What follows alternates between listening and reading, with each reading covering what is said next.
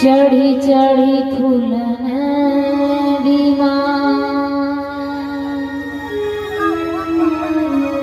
भक्त मंडली का प्रभु करहु सदा कल्याण। प्रेम से बोली सरस्वती मैया बोलिए गजानन महाराज की, बोलिए पवन सुत हनुमान की, बोलिए नागेश्वर महाराज की जय हो। पूज्य पाद गुरुदेव के चरणों में कोटि कोटि बंदन नमन प्रणाम करते हैं। तुम व्यास पर विराजमान 33 कोटि देव सभी के चरणों में सादर वंदन नमन प्रणाम।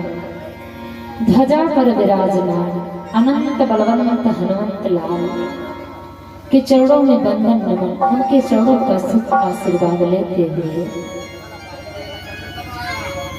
और इस श्री राम कथा के रसिक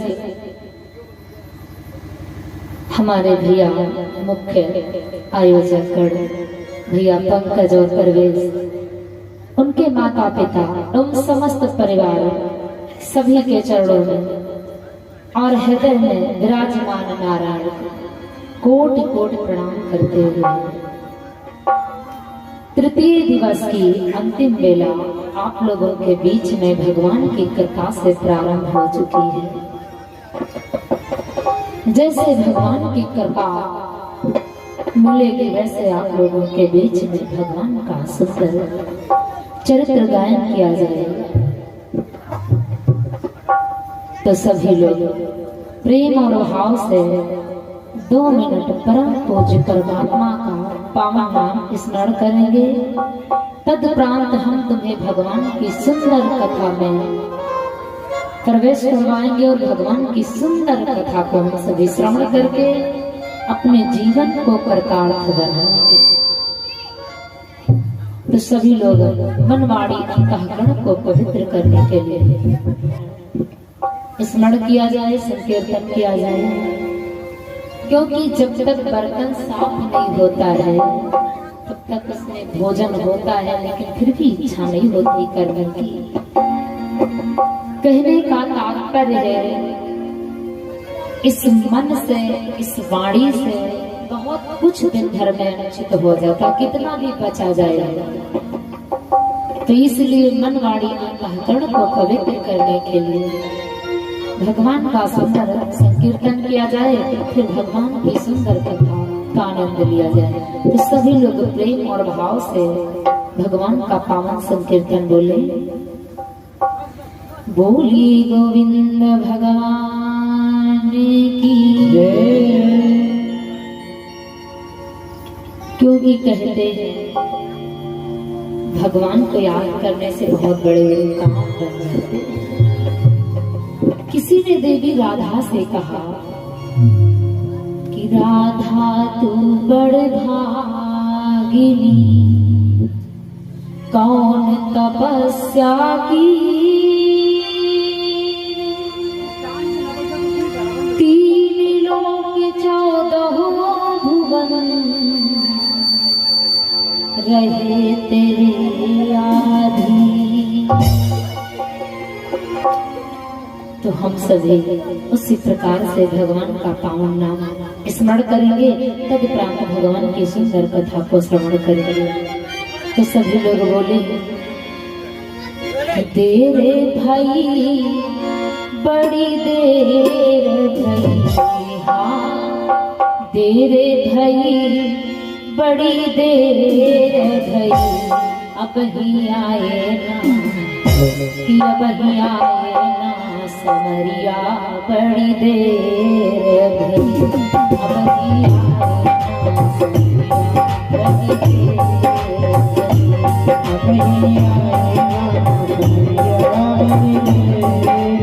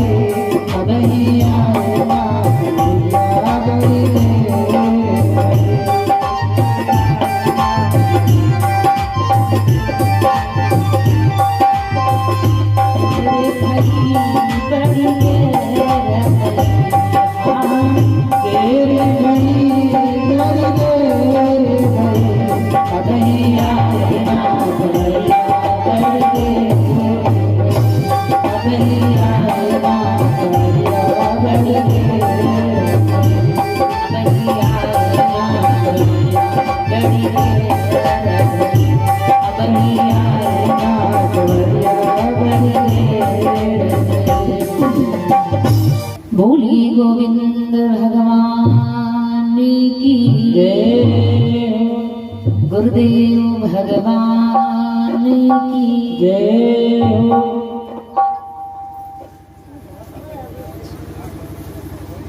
देखिए आप लोग बहुत बड़ी कंजूसी करते हैं। हम आपसे और कुछ नहीं मांग रहे हैं, लेकिन जितनी देर पंडाल में बैठोगे उतनी देर ये जरूर मांगेंगे कि भैया जब भगवान का नाम आए तो जय बोल दिया करो और हाथ भी उठा दिया करो। हम संकेत भी करते हाथ उठा करके। विचार करो, जिस समय दुशासन ने द्रौपदी की चीर को खींचा तो द्रौपदी जब तक अपने हाथों से अपनी लाज बचाई है तब तक कन्हैया जी नहीं आए हैं। लेकिन जब द्रौपदी असहाय हो गई, उसे मालूम हुआ कि हम अपनी लाज अपने हाथ से नहीं बचा सकते हैं, हाथ उठा दिया ऊपर और कहा कन्हैया भैया आओ मेरी लाज बचाओ, मेरी लाज जा रही है। जब तक हम हाथ नीचे रखते हैं ना, अपने समेट के रखते हैं, तब तक भगवान समझता है अभी सर्व समृद्ध संपूर्ण है, अभी हमारी जरूरत इनको नहीं है। लेकिन जब हाथ उठा करके जय बोलते हो ना, भगवान सोचते ये बिल्कुल मेरे सहारे है, इसने तो हाथ उठा दिया है। तो जब भगवान का जयकारे का समय आया ना, तो हाथ उठा करके माताएं इतना तो उठा सकती हैं, लेकिन भैया लोग तो पूरा पूरा इतना उठा सकते हैं। तो सभी लोग जब भगवान का नाम आया करे तो जयकारा प्रेम से लगा दिया करो। बोली व्यास जी महाराज की। वाह कितने अच्छे भक्त हैं, कहाँ तक प्रशंसा की जाए आप लोगों की, बहुत अच्छे हो। हाँ, जब ऐसे आप लोग बोलते हो तो बहुत अच्छा लगता है। तो आइए एक कबीरदास जी का सुंदर पद श्रवण करें। कबीरदास जी ने कहा, हे मानो, आपको जो वेदों के द्वारा बतलाया जा रहा है वो भी एक दिन सत्य होगा, और क्यों असत्य पर मानो तू विश्वास कर रहा है। बड़ा सुंदर पद है। कबीरदास जी कहते हैं, क्योंकि कबीरदास जी ने इस तन को, चाहे वो नर हो चाहे नारी हो, कबीरदास जी ने दुल्हन माना है और कहा सबका परम पूज्य परमात्मा वही है, पति परमेश्वर। संसार में हम सभी मायके में हैं, चाहे नर हो चाहे नारी हो। तो कहते हैं कबीरदास जी कि गोरी बात गठिलाल चुनरिया, ए गोरी बात गठिलाल चुनरिया, बिन भाव बिकी जई हो बजरिया, बिन भाव बिकी जई हो बजरिया।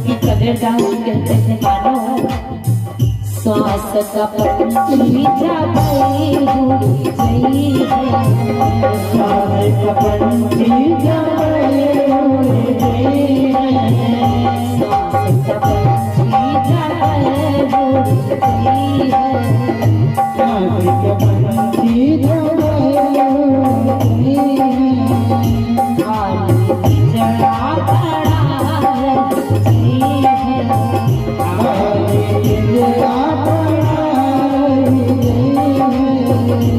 गोरी लौट गई हो नगरिया,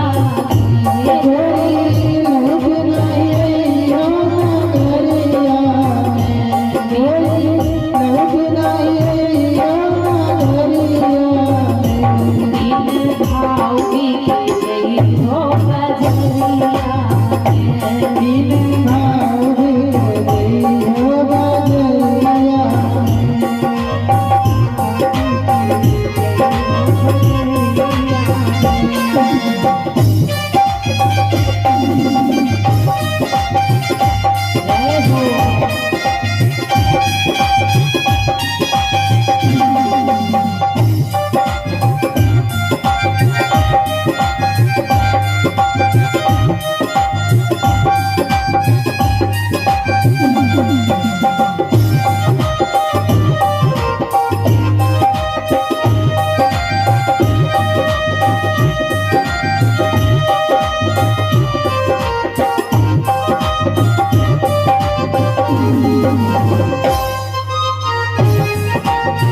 ऐसी बात है।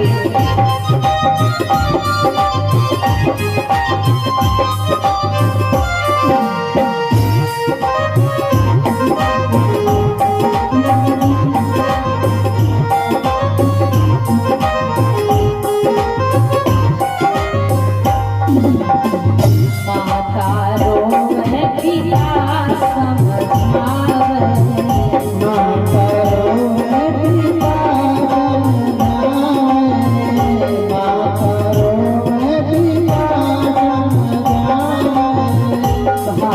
भाई खदीज सब डोलिया सजावे,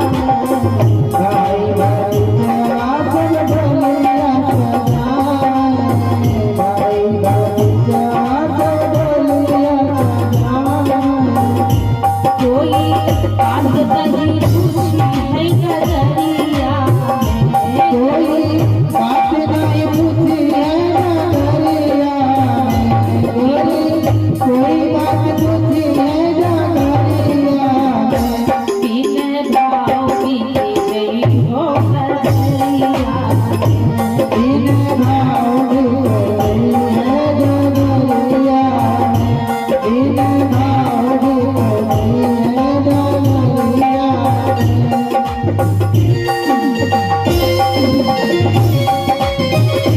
जय हो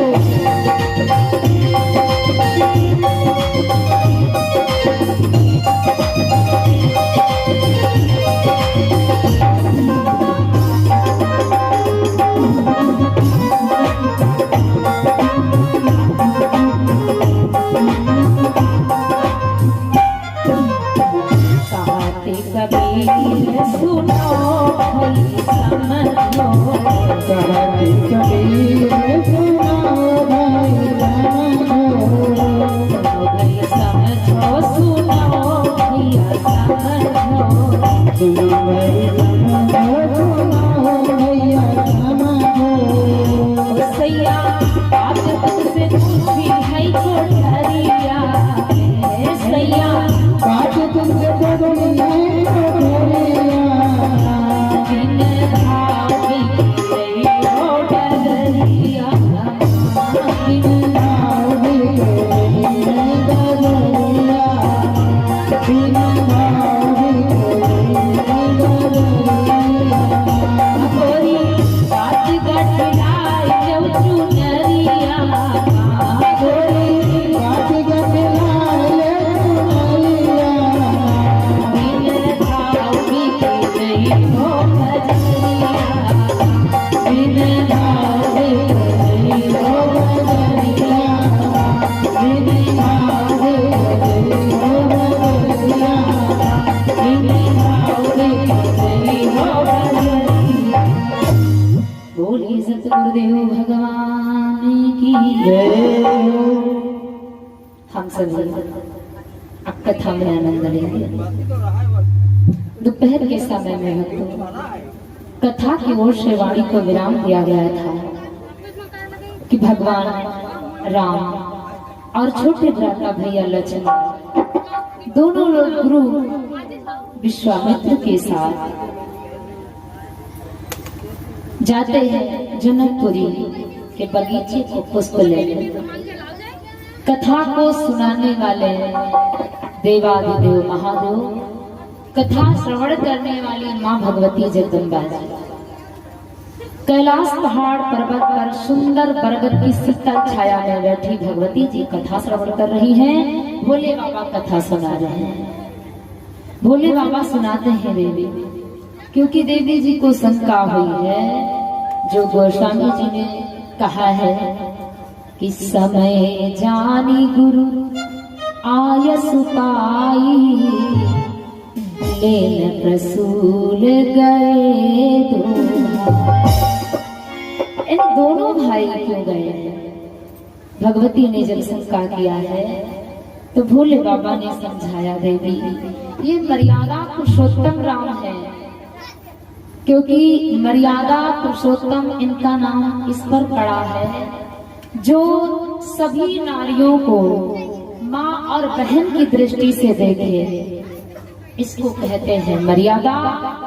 और जिनके कार्य समस्त पुरुषों में उत्तम हो वो है पुरुषोत्तम।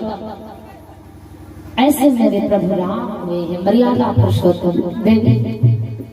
वो भैया लक्ष्मण को लेकर के गए मर्यादा के कारण, क्योंकि हम तुम्हें कथा सुनाते हैं। एक बार वेद व्यास जी महाराज जो 18 पुराणों के रचयिता हैं,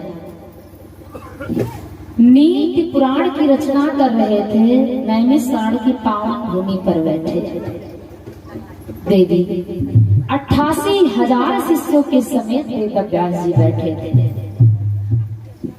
और नीति पुराण की जब रचना करते थे तो उस पुराण की चौपाई लिख रहे थे कि माता सुता बहिनी के तीरा,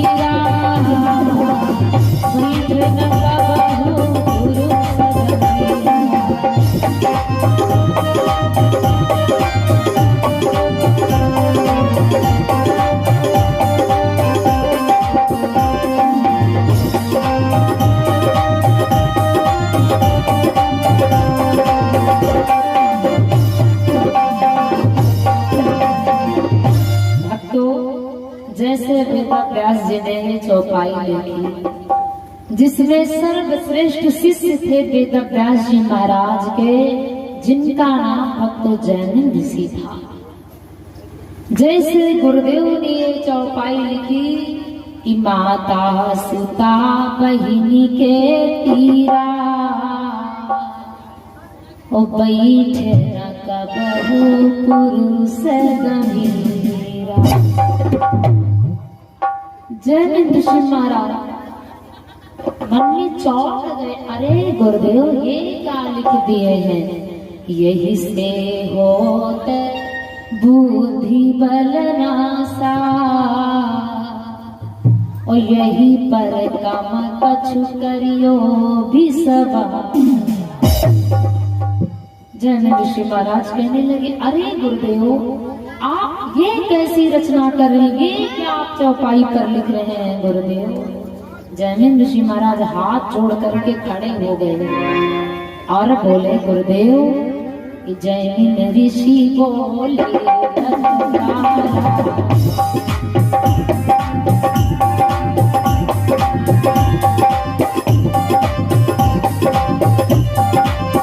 सबका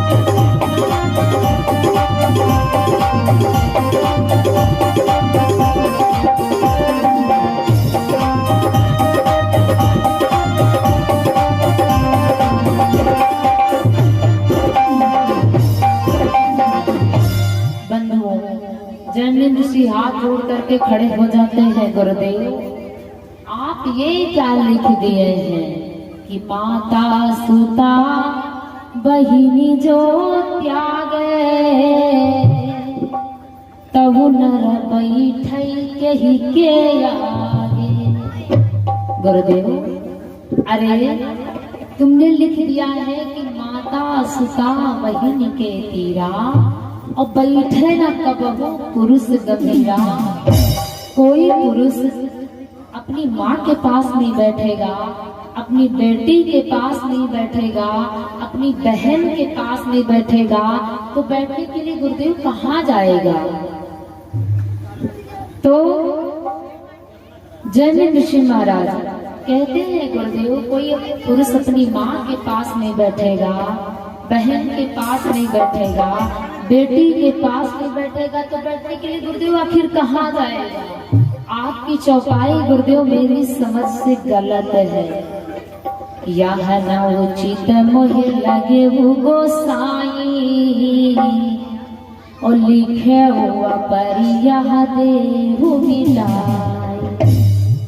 गुरुदेव ऐसा करो कि आप दूसरी चौपाई लिख दो, लेकिन ये चौपाई गलत है गुरुदेव, इसलिए इस चौपाई को मिटा दो।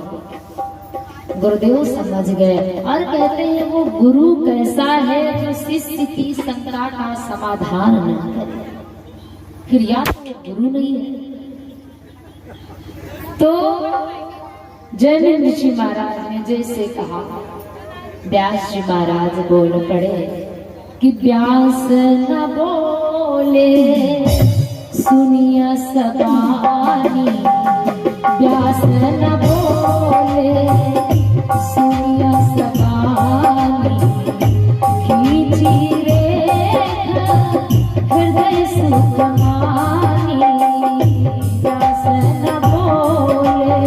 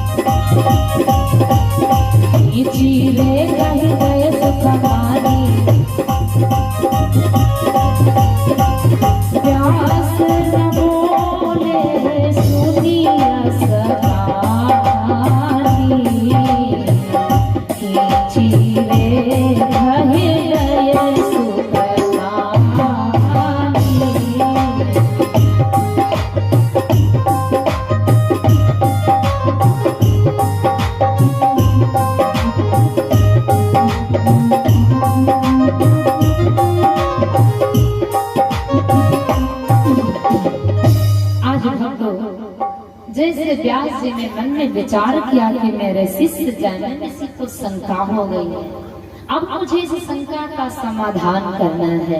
व्यास जी कहने लगे ठीक है, जब तक ये चौपाई सिद्ध नहीं हो जाएगी तब तक आगे की चौपाई लिखी नहीं जाएगी।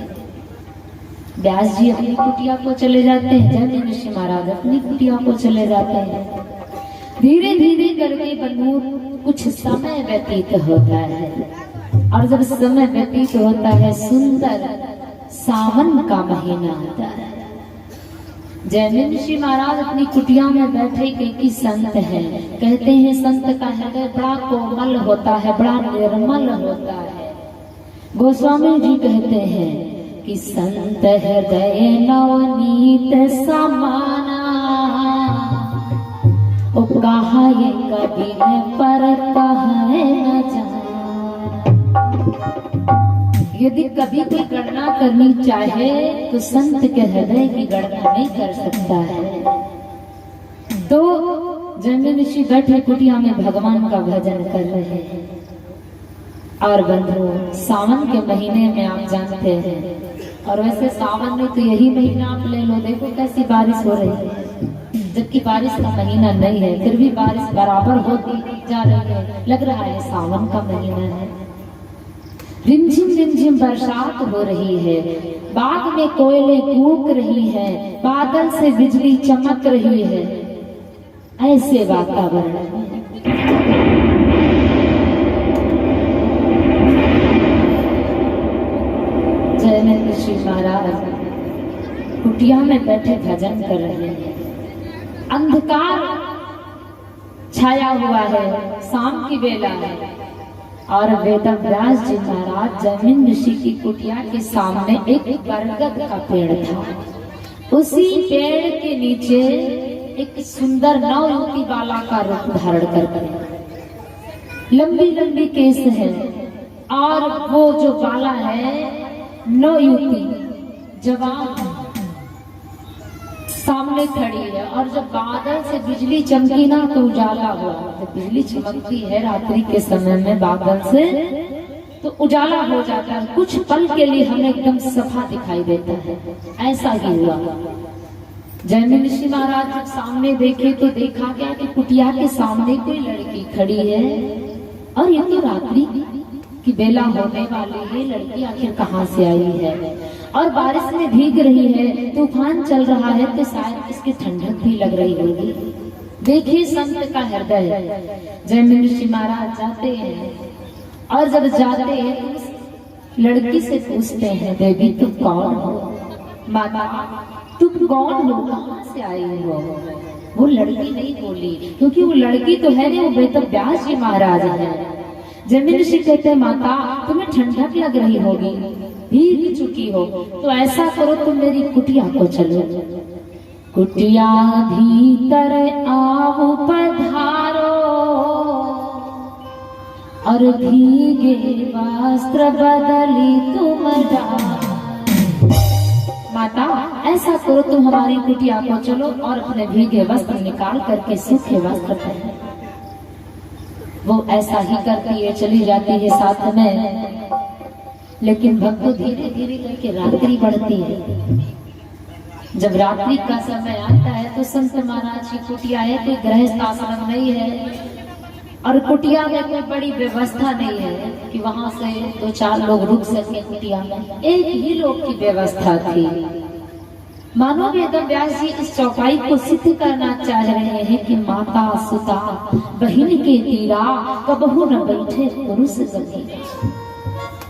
एक ही जटाई है कुटिया में, दूसरी कोई व्यवस्था नहीं है।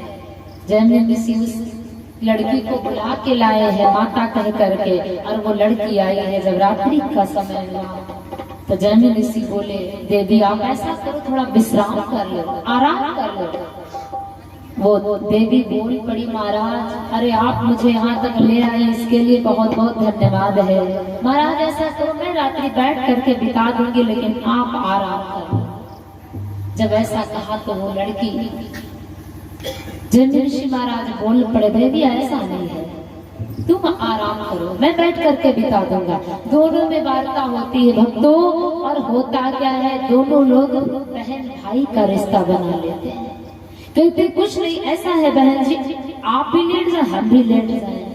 दोनों लोग एक ही चटाई पर बंधु लेट जाते हैं कि लेट गयो तो संती मसंता, लेट गयो तो संती मसंता, जैसे बनाए 36 के अंता, लेट गयो तो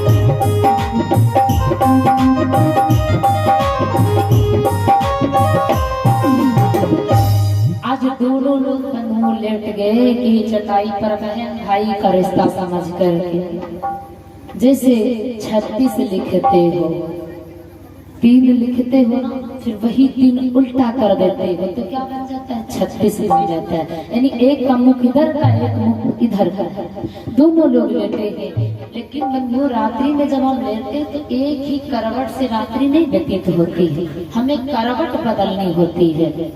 और दोनों लोग सोते सोते जब करवट बदली तो हुआ क्या कि दोनों लोग जैसे अक्षर में 63 लिखे जाते हैं। 6 लिखो और वही 6 फिर सीधा कर तो 63 हो जाते हैं। दोनों के मुखमंडल एक तरफ हो गए। और जब दोनों के मुख एक हुए, भक्तों रात्रि का समय चल रहा है, संगति बढ़ती जा रही है, रात्रि बढ़ती जा रही है। जब श्वासों का मिलन हुआ बंधुओं, कि श्वास में श्वास जब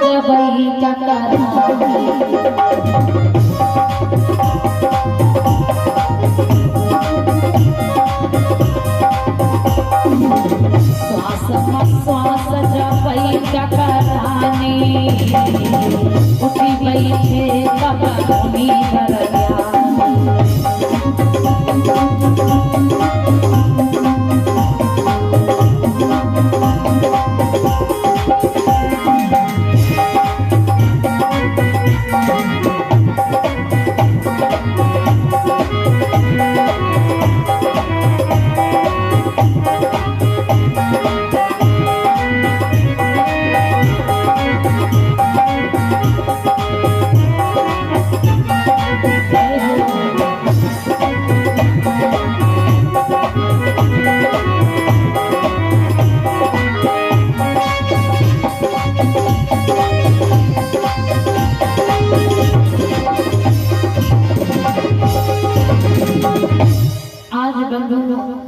जब दोनों के श्वास का मिलन हुआ, रात्रि का समय है, मुनिवर उठ करके बैठ गए।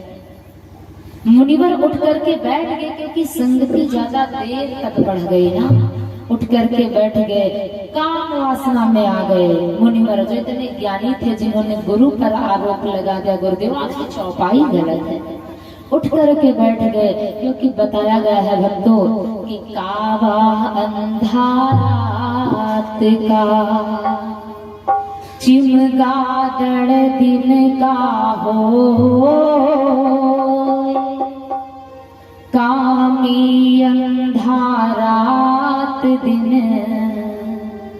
बुद्धि गई सब खो। कहते हैं कावे को तो रात्रि में नहीं दिखाई देता है, जो चिमगादड़ होता है उसको दिन में नहीं दिखाई देता है, लेकिन जो कामी पुरुष होता है ना, उसे न रात में दिखाई देता है न दिन में दिखाई देता, क्योंकि काम ऐसी चीज है इस पर बुद्धि नहीं होती है। आज ऐसी अवस्था जैमिनी ऋषि महाराज जो महान ज्ञानी थे, उनकी स्थिति बन गई। रात में बोलते हैं देवी से, देवी ऐसा करो कि तुम अब मेरे साथ में विवाह करो। वो कन्या बोल पड़ी महाराज राते में, अरे यहाँ तो कोई दूसरा है भी नहीं, और विवाह में तो बहुत बड़ी व्यवस्था लगती है और बहुत सारे मेहमानों की जरूरत होती है। अच्छा, मेहमानों को छोड़ दो, व्यवस्थाओं को छोड़ दो, लेकिन कम से कम मंडप तो लगता ही है। लेकिन भी अगर आज वाले बिहाव पर आ जाओ तो बहुत ऐसे बिहाव जहाँ मंडपों की जरूरत नहीं लगती है। हाँ, अब वैसे ये सीतापुर पहुंचे परत हुए, हम लोग बाराबंकी पहुंचे परत है, तो इसमें मंडप की जरूरत नहीं लगती है। लेकिन अगर वैदिक अनुसार विवाह करोगे तो बिना पंडित और बिना मंडप के विवाह नहीं होता है। ये सनातन धर्म की मर्यादा है। तो वो कन्या कहती महाराज रात्रि में विवाह, अरे यहाँ तो कोई दूसरा है भी नहीं। महाराज कहने लगे कुछ भी हो, क्योंकि काम वासना है ना, तो बुद्धि तो है। महाराज कहते हैं कुछ भी हो, विवाह करना है तो है और अभी करना है। कन्या कहने लगी महाराज अजीब बात करते हो, विवाह कैसे हो सकता है इधर? लेकिन जैमिनी ऋषि महाराज कन्या की कोई बात को नहीं मानते। कन्या कहने लगी महाराज अब हमें पता है कि हम अब विवाह नहीं करेंगे तो फिर जाएंगे कहाँ? रात्रि का समय कोई दूसरा है भी नहीं जो हमें बचा सके, इसलिए हमें आपकी बातों को मानना पड़ेगा, विवाह करना पड़ेगा। लेकिन कम से कम महाराज नहीं ज्यादा तो नव ठाकुर महाराज पंडित जी तो हो ही करे। जयमिनी सी बोल पड़े रात में पंडित और नव ठाकुर कहाँ मिलेंगे, कोई नहीं मिलेगा, लेकिन देवी कोई उपाय ऐसी को जिससे विवाह हो सके। कन्या कहने लगी ठीक है महाराज, फिर कम से कम मंडप की तो जरूरत है न। महाराज कहने लगे रात में मंडप कौन बनाएगा, कहाँ ये सब दुनियादारी व्यवस्था मिलेगी। तो वो कन्या बोल पड़ी महाराज जब तक भावना नहीं होती है तब तक विवाह पूरा नहीं माना जाता। जब तक वर और वरड़ी दोनों साथ मिल करके अग्नि को साक्षी मान करके भावरे ले लेते हैं, 7 फेरे अग्नि के होते हैं। जब विवाह होता, जितने लोगों का विवाह हो वो तो जानते ही हैं, और जिनके नहीं हुए लगभग में वो भी जानते हैं कि अग्नि को साक्षी मान करके वर और वरड़ी दोनों 7 फेरे लेते हैं, क्योंकि अग्नि सत्य है और पवित्र है। तो महाराज जब तक फेरे नहीं होंगे तब तक विवाह नहीं, और जब तक फेरे पूरे 7 नहीं होते हैं तब तक किसी कन्या का पुरुष पर अधिकार नहीं होता है, और वो वाम अंग में बैठने के लायक नहीं होती। तो महाराज हमारा अधिकार तो तभी होगा, विवाह तभी पूरा होगा जब 7 भावरे हो जाएंगे। जयमिनी ऋषि महाराज कहने लगे इतनी बड़ी कथा हमका बतेबो न करो, हम विवाह करे कह रहे हैं और तुम देश भर की कथा सुना रहे हो, ये करना चाहिए वो करना चाहिए, रात्रि निकल जाएगी, विवाह करो। कन्या कहने लगी महाराज ठीक है हम मानते हैं। कन्या कहती महाराज फिर ऐसा करो कि कुटिया खंभ माने तुम ले भावर साथ डाली मले।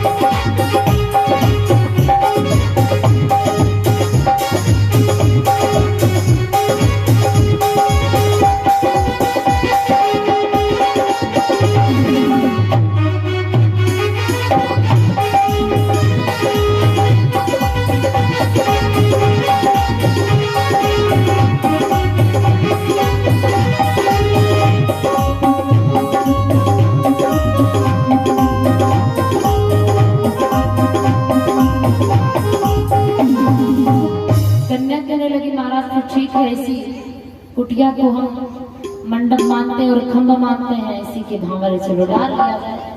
दोनों लोग सहमत हो गए भक्तों, एक भावर डाली और जैसे दूसरी भावर का नंबर आया, कन्या ने कहा महाराज हमारे पैर में कांटा लग गया और हम चल नहीं सकती। अभी तो भैया दूसरी ही भावर, अभी 5 बाकी है, और कन्या दूसरे में ही बोल पड़ी महाराज हम चल नहीं सकते हैं। तो महाराज कहने लगे देवी कोई उपाय करो, भावरें पूरी होनी चाहिए। कहने लगे महाराज हम कौन उपाय करें, पैर से हम चल नहीं सकते तो क्या हो। तो बार बार जब कहते हैं जाने किसी, तो वो कन्या कहने लगे ऐसा करो विवाह करना है तो तुम एक काम करो कि तुम बना हो आंसू हम बनी आसारी।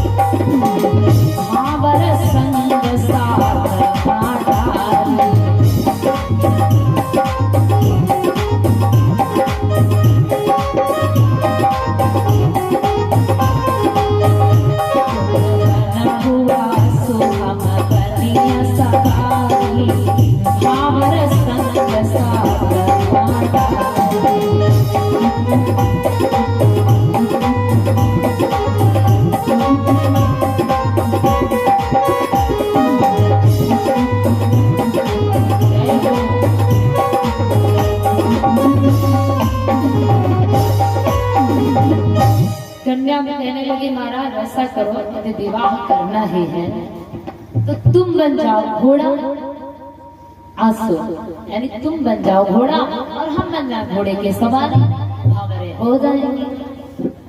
भैया विवाह करने के लिए बाबू लोग देखो घोड़ा बन जाते हैं ना, इतनी बढ़िया चीज बिहाव है। बाबा इतने ज्ञानी जैन ऋषि महाराज जिन्होंने गुरुदेव पर शंका कर दी, और आज परिस्थिति देखो कि दुल्हन के लिए घोड़ा बने पड़े हैं। हाँ, बैठो देर का है कि ऐसे तो कहते हैं पुरुष नारी के समक्ष झुकना नहीं है, लेकिन बाबा लोगन की महिमा देखो, हाथों चल रहे पाँव चल रहे हैं दुल्हन के लिए। जैमिन ऋषि महाराज बन गए घोड़ा और देवी से बोले बैठ जाओ मेरे ऊपर। बताओ, विवाह के लिए तुम्हें ऊपर बिठा रहे हैं, धन्य है बाबा लोग।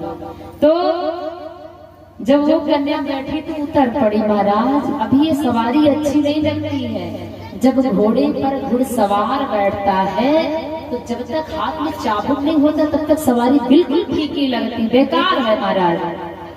आप जैमिन ऋषि महाराज सोचे अब चाबुक कहाँ मिले, अब देख लो विवाह के लिए बाबा जी क्या कर रहे हैं।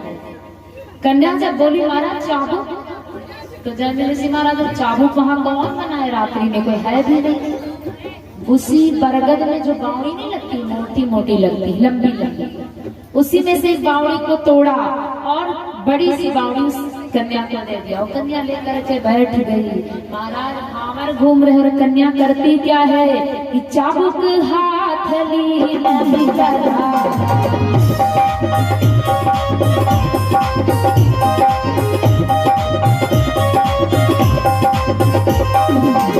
चाबुक हाथ ली नबी करा, मारी घेरती है सब दाना।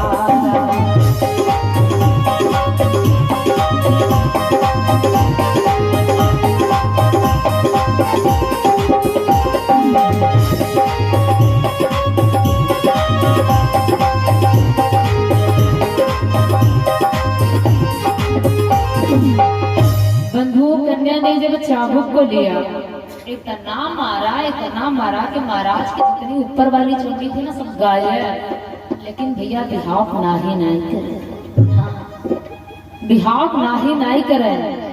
आज ऐसे भक्त लोग हैं, और भक्तन की तो बात छोड़ दो, हम देखते हैं 5 साल के बच्चों से अगर कदम भैया का दुल्हन ले आओ तो नाही नहीं करते हैं। हाँ, सोचा थे सब आनंद है, और आगे की कथा पता चल जाए तो सोच लेते हैं कि क्योंकि किसी ने कहा जब एक भैया की शादी हुई तो किसी ने कहा अपनी मम्मी से कि मम्मी ये बताओ कि दीदी जी का विवाह हुआ तो इतना रो रही और जीजा जी क्यों नहीं रो रहे हैं, वो तो बिल्कुल शांत से है। तो मम्मी ने बड़ा सुंदर उत्तर दिया, भैया दीदी जी तो बस आज ही रो रही है, लेकिन अब से जीजा जी जीवन भर रोएंगे इनके साथ। उनकी बात तो बहुत सही है। हाँ, कभी कभी जब बराबर वाली समझदार नहीं मिलती है ना तो ऐसा होता है कि फिर जिंदगी रोते रोते निकल जाती है। क्या करें बेचारे, कोई उपाय भी तो नहीं है। तो महाराज इतना मार खाए कि ऊपर वाली चमड़ी सब गायब, लेकिन विवाह को ना ही नहीं किया। लेकिन कन्या ने सोचा यदि हमारे साथ हो जाएंगे तो वो कोई कन्या तो है नहीं साधारण, वो वेद व्यास जी महाराज हैं। सोचे अगर सात भावनाएं पूरी हो गई तो आज से गुरु चेला का रिश्ता खत्म, बन जाएंगे पति पत्नी। तो महाराज ने 2 भावनाएं पूरी की है, 3 भावनाएं पूरी हुई, और जैसे चौथी भावना का नंबर आया महाराज उतर करके खड़े हो गए और जैमिन ऋषि से बोले, महाराज ओ देखो आपके सामने शेर आ रहा है। और जैसे जैमिन ऋषि महाराज घोड़ा बने रहे ना, हाथों चलते रहे, पाँव चलते रहे, ऊपर बैठाए रहे। और जब शेर का नाम सुने ना तो एकदम से खड़े होकर के देखने लगे, और जो कन्या थे वो उतर गई पीछे। और जब पीछे मुड़ करके देखा, सामने तो शेर है नहीं, लेकिन पीछे मुड़ करके देखा तो कन्या नहीं। पीछे जब मुड़े तो देखा क्या कि वही वेद व्यास जी महाराज गुरुदेव जैमिन ऋषि चरणों में गिर गए और कहने लगे, गुरुदेव क्षमहुनाथ गलती मोहि भारी,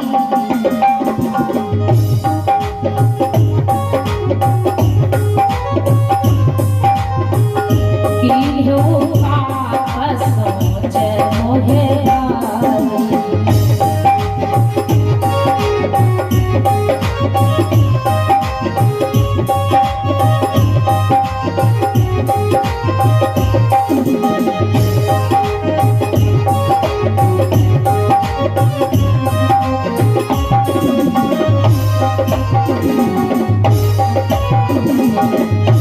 आज बंधुओं गुरुदेव के चरणों में गिर गए और मानो एकदम लज्जा सी आ गई हो कि हमने तो गुरुदेव को रोका था। गुरुदेव माता सुता बहिनी के तीरा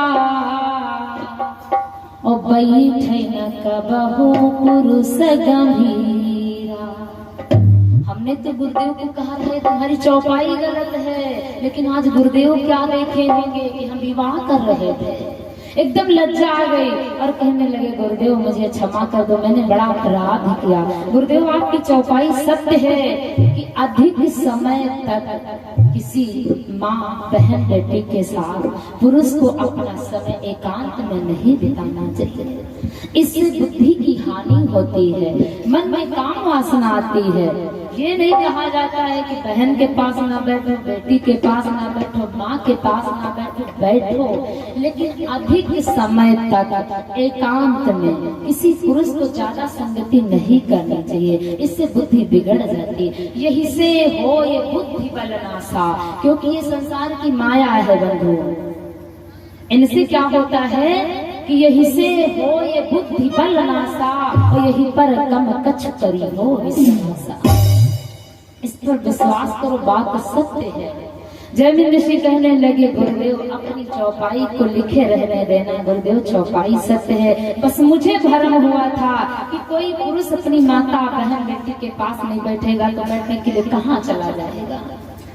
तो भोले बाबा कहते हैं भवानी जो तुमको शंका हुई है कि राम जी अकेले पुष्प लेने क्यों नहीं गए, साथ में लक्ष्मण को लेकर के क्यों गए, देवी कोई और कारण नहीं, बस यही कारण है। मेरे राम ने सोचा एक संग अगर तुई होई तो काम भाव कदापि न होई। मेरे राम ने मन में यही विचार किया कि यदि मैं लक्ष्मण को साथ लेकर के जाऊंगा तो जानकी मिल भी गई तो ये बुद्धि बिगड़ने वाली नहीं है। प्रभु ने विचार किया कि लक्ष्मण गए धर्म रही जा।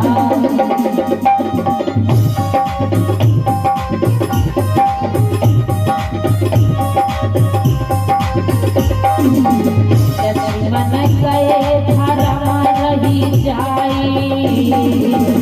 लेने रसूल चले तो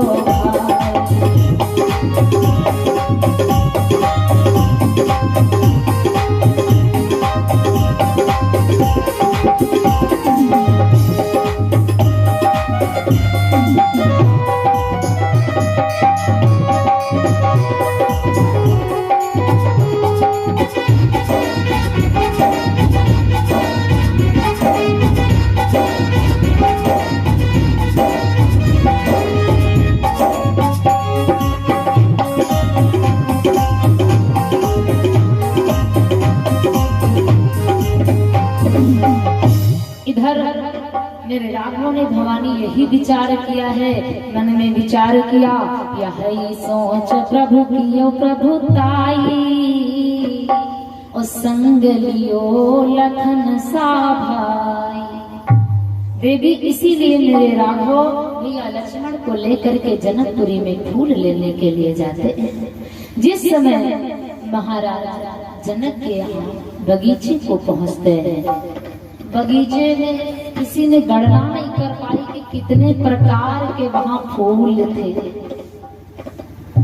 भाव आया है कि जहां पर मेरे राघव बगीचे में पुष्प चुन रहे हैं, कैसे कैसे पुष्प हैं कि नीले पीले साल गोरे चित कबरे रंग बिरंगो।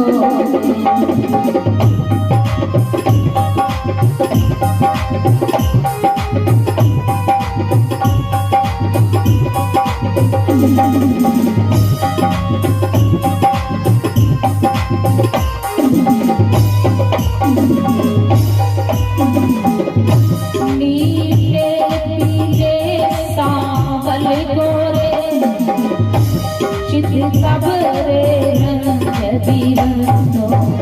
और जब कभी गणना नहीं कर पाई कितने फूल थे, कितने प्रकार थे, तो लिख दिया है क्या, हम नाम गिनाए क्या क्या थे, हम नाम गिनाए क्या क्या थे, वो फूल हजारों रंगों के।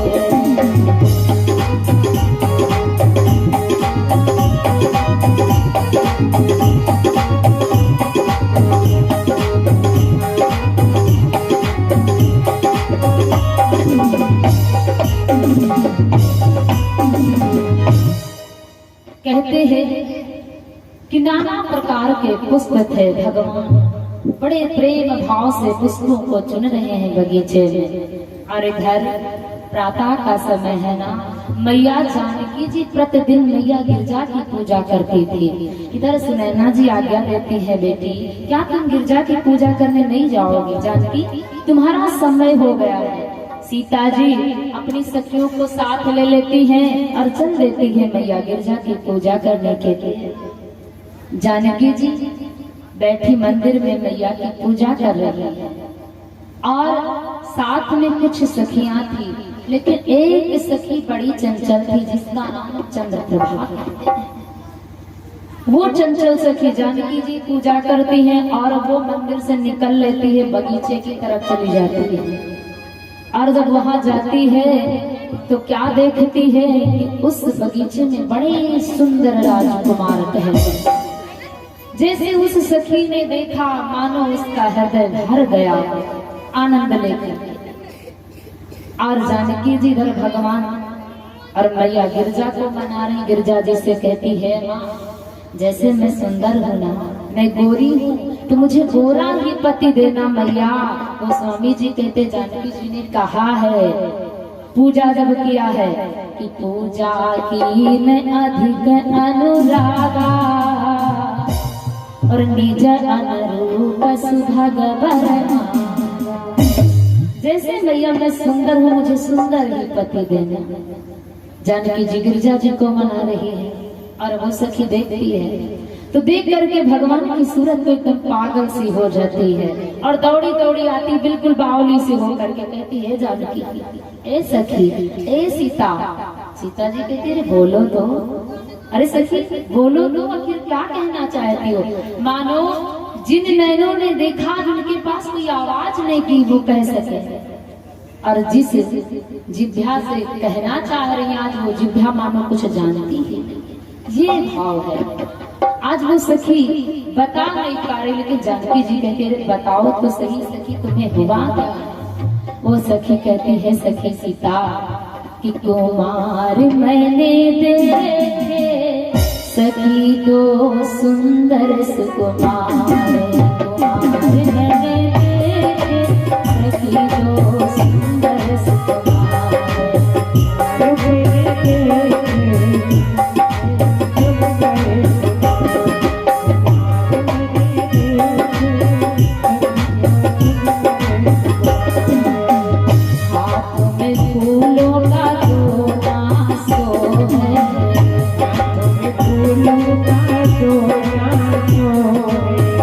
हाथ में फूलों का तो नासो है,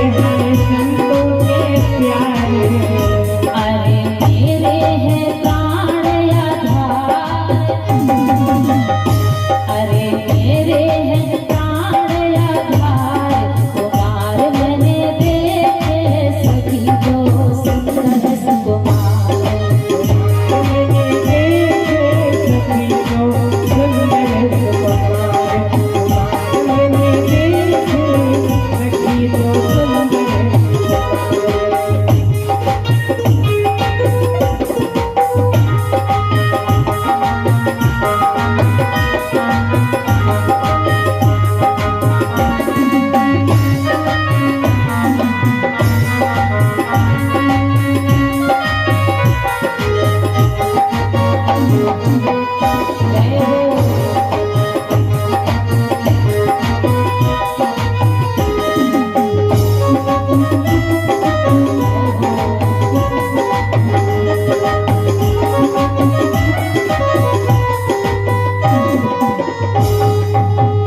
आज जैसे सखी के द्वारा सीता जी ने धनी प्रशंसा सुनी, सीता जी ने पूजन का काम बंद कर दिया और कहा चलो सखी जरा देखें तो चल करके कैसे राजकुमार हैं। जानकी मैया सखियों के साथ चल देती हैं कि लता होठ सीता चली सब सखियों के साथ, नुपुर ध्वनि सुने उस तरफ बोले श्री रघुराम। जब सीता जी चलती हैं बगीचे की ओर तो कमर में करदनी लगी है माँ के, पाँव में पायल बंधी है, हाथ में कंगन है सीता जी की। ये सब आवाज प्रभु राम के कानों में पहुंच गई। प्रभु राम भैया लक्ष्मण से कहते हैं लक्ष्मण अब मुझे बड़ा अचंभा सा हो रहा है बगीचे में, लगता है कुछ ऐसा कुछ होने वाला है कि आज मेरा मन अपने में नहीं बंध रहा है। राघव कहते हैं भैया लक्ष्मण से कि हे लक्ष्मण बड़ा